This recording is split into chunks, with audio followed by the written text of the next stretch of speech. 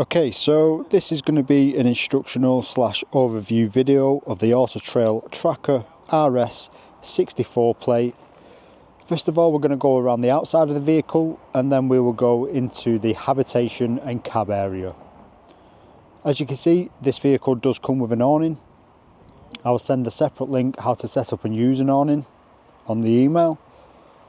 First things first, we're going to show you how to open the bonnet.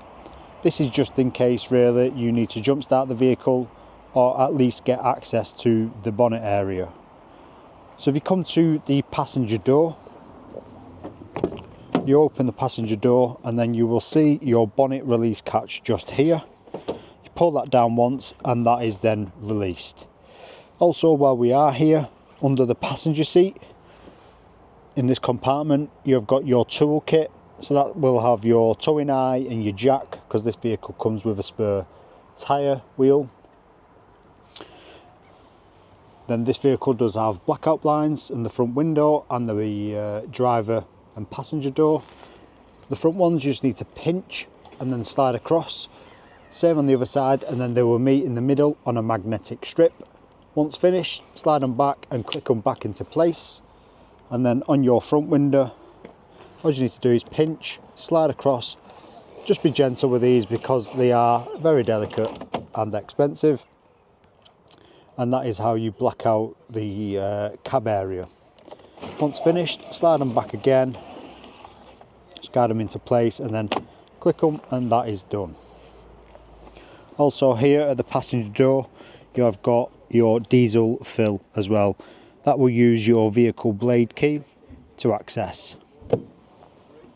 So now I'm going to open the bonnet. So as you can see, I have now got the bonnet open. Like I said, this is mainly if you need to jump start the vehicle. So your negative terminal point is just this nipple here.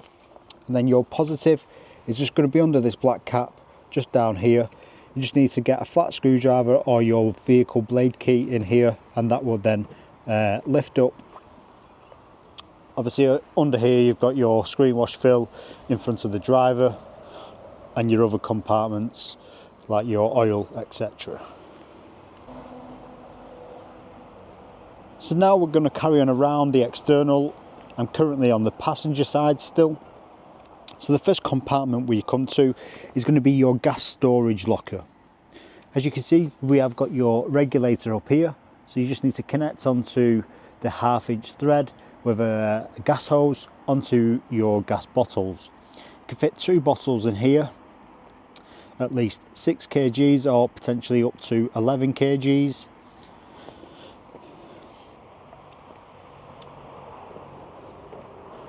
The next compartments we come to over the rear axle. So the first one here, you just need to use your habitation key. This gives you access to fill up your fresh water. What you need to do is take this cap off here, put your hose pipe in. Once the water starts to come back out of this hole, then your freshwater tank is completely full. Next here, we've got external gas point. So you just need a quick release connector to go onto this. And then the next compartment here is going to be your Truma vent. So you need to take this cover off if you are running the boiler on gas. This is where it exhausts all of the gases out from the boiler. If you do have this cover left on, the boiler should not fire up because the gases obviously can't release. Next, we have a locker, quite a tall locker at the rear. This is behind the bathroom area. So as you can see, we have got your toilet cassette just here. To take out your cassette, you just need to lift this orange tab up, pull towards you, and that releases. When emptying, twist this nozzle out, take the cap off, and then at the other end here we've got an orange button. All that does is lets air into the top of the cassette so you can pour out the fluids quite easily without splattering. Once finished, twist the nozzle back in, the cap back on, and then push the cassette back in and it will click back into place here. That means your toilet cassette is securely back into place. As you can see, we've got your boiler here, your Truma boiler, and then just below that we've got a yellow valve. This yellow valve is in the open position, vertical.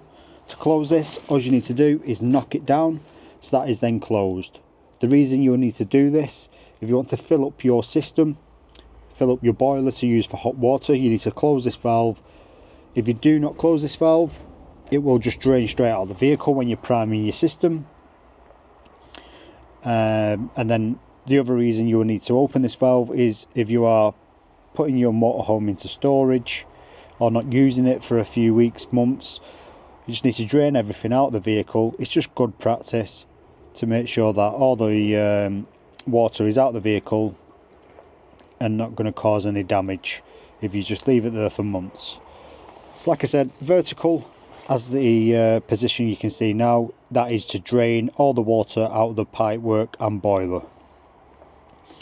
In the back here as well, you do have 240 volt socket, which will obviously work on mains hookup, and then you do have extra shelving here, which just lift that up and then that comes down, so you've got ample storage in this rear locker.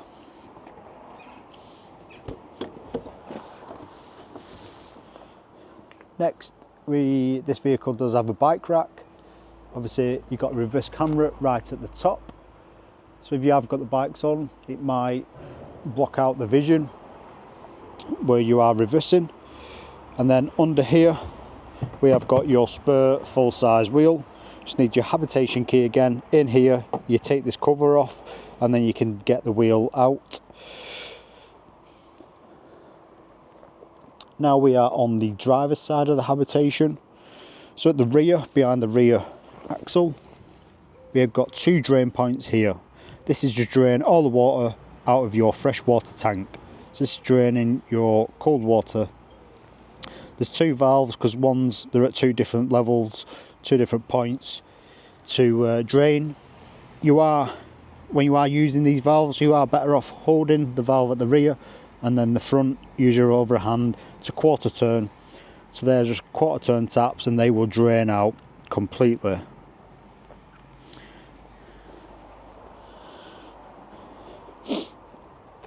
Here we've got external shower point if you want to wash your boots off or wash the dogs. As you can see, we are on mains hookup, so that goes straight into here when you're at campsite. And then just below the mains hookup we have got your grey waste drain valve. That handle there is just a quarter turn again, and that just opens the valve to drain when you need to empty all the grey waste. And then above we do have an external locker for storage. As you can see, we've got your fridge freezer vents, you've got your internal carpets, and then under here we have got your leisure battery. You can access this in the habitation area under one of the bench seats too. So that is the external of the vehicle. Now we will go into the habitation area and highlight some of the points in there. As you can see, this vehicle does have an electric step. It does work on the fob.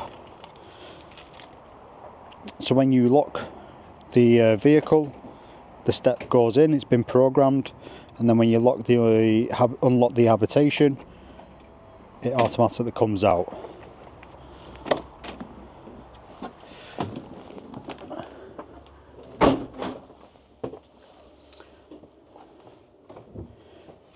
This button here is to control the step manually if you want to bring it in yourself. And then got a light switch just above. And then just above the habitation door we have got your habitation controls. So the top left is your master on and off for the 12 volt system in your habitation area. As you can see, there's a blue light indicating. Bottom left is the water pump. It's coming up with a warning because we have no fresh water. So on your water pump, you only want to turn that on when you have got water in your system. You don't want to run the pump dry. The reason for this, you could potentially burn out the motor, and you don't want to do that. Next one is your external awning light, and then this one here, you have got a battery select, so you can change over to the vehicle battery. As you can see there, vehicle battery good, and you can change over to the leisure battery. Most people do keep it on leisure because you don't want to run your system off the vehicle battery, as you could potentially drain the vehicle battery when you need to drive away. It is a good feature though if you do need to use a little bit of power for a few seconds, a minute or so. Flick it over to the leisure battery, and then you do have some lights in the habitation area, worst case scenario. But majority of the time, make sure you just leave it on leisure. It just saves you running the battery down, especially when you're off grid. And then here, just got some settings you can go through. You can set an alarm, some timers, your clock. You've got tank heaters, so that will just heat up your fresh water.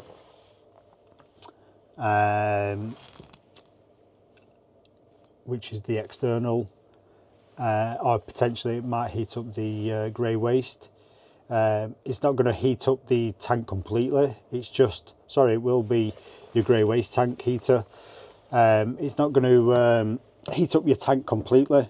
It is just going to thaw out. Obviously, if you're going into cold temperatures, it's just going to make sure that it is thawed out, so you can obviously empty all the water. Got solar current, your battery current, wastewater 0%, fresh water 0%. So that is where you will see your percentage levels for your fresh water tank. And then to the right here, middle is just some more light switches in the vehicle, and then we've got your heating and hot water controls. So this dial here is your heating control. So this is when you are on electric. So the middle dial just there is off. You got a lower setting, a higher setting, and then a 2000 setting there. So that is when you're on mains hookup. And then this dial in the middle, which you can switch around, this is your thermostat dial, so you can obviously move this up or down for your desired temperature. And then here we've got your hot water, so you've got 50 and 72 settings. This is on electric, so knock it up to the top one, that will turn on the boiler to heat up the water, and then 70 degrees lower down. On your hot water, it will take a while to heat up. It's not going to be instant hot water, so just keep that in mind. The only thing I need to show you in here is just that you've got swivel seats on the driver and passenger. This little grey tab here, you need two hands to swivel the seat. You just pull this lever and then push with your other hand, and that will then swivel the driver or passenger seat. Like I said, when it was external to the habitation, that's access there under the bench seat for more storage. Same on the other side, or the passenger side. Obviously down here you've got a mains hookup, which the previous customer has left. And then to make up this bed area, all you need to do is pull out these rails. So these will pull out on each side, and then you use these cushions and the back cushions to make up all the double bed space across the vehicle. Behind the driver's seat you have some fuses It has got some instructions on there to let you know which fuses are which. And then also above in this cupboard here is going to be your main breaker and more fuses for the habitation area. So you can turn on your control panel or off from here. This is just replicating the control panel I showed you above the habitation door. As you can see, you've got your main breaker there, so you'll need to come to this if something trips when you plug into mains hookup. And then this vehicle has been fitted with a max view system, which you will power on here. And then also you've got a USB charging point in here as well. Next we'll go over the kitchen area. So here we've got your tap, and on your tap you might want to prime your system when you get to campsite. So if you need to prime your system, first thing first, you're going to close all the valves on the vehicle. So you're going to close the grey waste, you're going to close the fresh water, so then you're going to fill up, you're going to close your boiler valve as well, that yellow valve. You fill up your fresh water tank, so all the water is in the fresh water tank. To prime your system, you'll go to your control panel, switch on your pump. When you switch on the pump, you'll open the tap on the cold side. That will then release water through the system and come out. Once the water comes out on the cold side, switch the tap over to the hot side, and on the hot side, that will then fill up your boiler and then come through the tap. It may take a bit longer when you're on the hot side. The reason for this, it's going to fill up your boiler like I just said, but your boiler holds around 10 litres of your fresh water. Once the water comes through, you can shut the tap and your system is completely primed, ready to use. If you do want the hot water, obviously you will need to switch on the hot water from the Truma control panel to heat up that water. Next, below we have got your fridge and freezer.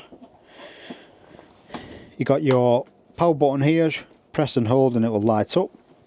As you can see, we're on mains hookup because I'm plugged in, so that's working off mains hookup. The next setting works off gas. It will start beeping because there is no gas there. The next one, the battery symbol, is actually running off your engine when you're driving the vehicle. You'll have to flick this over manually. There is no auto switch over on this vehicle. So if you are unplugging from mains hookup and then driving from the campsite to your next destination, you need to make sure you put it onto the battery symbol. If you're going to be off grid, parked up for the night, put it onto gas and that will just run off the gas through the evening. Obviously you've got your temperature here, so you'll gauge this depending on how much you obviously fill the fridge freezer. To turn it off completely, just press and hold and that will then shut down. And then in here, this cupboard here, we've got some internal gas valves. Them are internal gas valves are just in case one of the appliances goes faulty. You can isolate that appliance and still use the rest of the appliances in the vehicle. Here we have got a 4-ring burner. 3 are gas and then 1 is electric. The one on the electric side will only work on mains hookup. That will not work off grid. And obviously if you are off grid, you have got gas as well. One safety advice we do recommend is the glass cover. When you have used your stove, make sure you leave the glass cover up for around 20 minutes just to let everything cool down, because the temperature difference in the glass and the heat, you could potentially shatter it. And then above that, you've got this little quirky compartment here, which at the moment has the cover for the sink. And then above, as you can see, we have got microwave. The microwave will only work again on mains hookup just because it takes so much power. and the plug socket is just up here for that. It's currently unplugged, but yeah, the microwave only works on mains hookup. Here we have got your ultra heat. So this is your heating system in effect. So it's blowing out here, and then around the vehicle it's blowing out through the tube vents dotted around the vehicle. So if you want to run your heating off gas, you'll use this dial here. Just knock it across to your desired temperature, and if you can hear that ticking, that is because it's trying to ignite on gas. So that is if you're going to be off grid. And then obviously this dial here, the top, you got fan speed, and then below you got different settings you can manually do. So you got auto, off, manual. So then you can change this dial manually for the fan speed. And then in this cupboard here, just above, we've got another Truma control panel. So this is going to do your hot water on the electric side as well. So you've got two settings again, up or down. Like I said, you've got 2 different kilowatts. It's basically 40 and 60, up or down. And then in here, I've taken this cover off, as there is 2 internal gas valves there. One is for the boiler, like the heater here, and then one will be for the external gas tap. Like I said, they're just in case one of the appliances goes faulty, you can then isolate that appliance.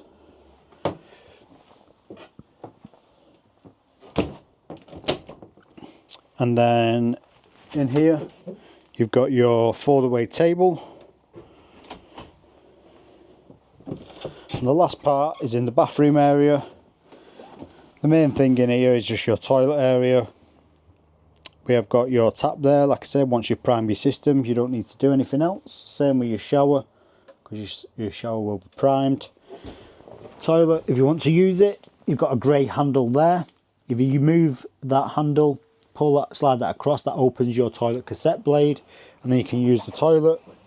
And then your blue button is going to use your fresh water tank, so that's going to be some flush. And then this symbol here, what looks like a toilet cassette, that will light up when your toilet cassette is full. So that means you need to empty the cassette.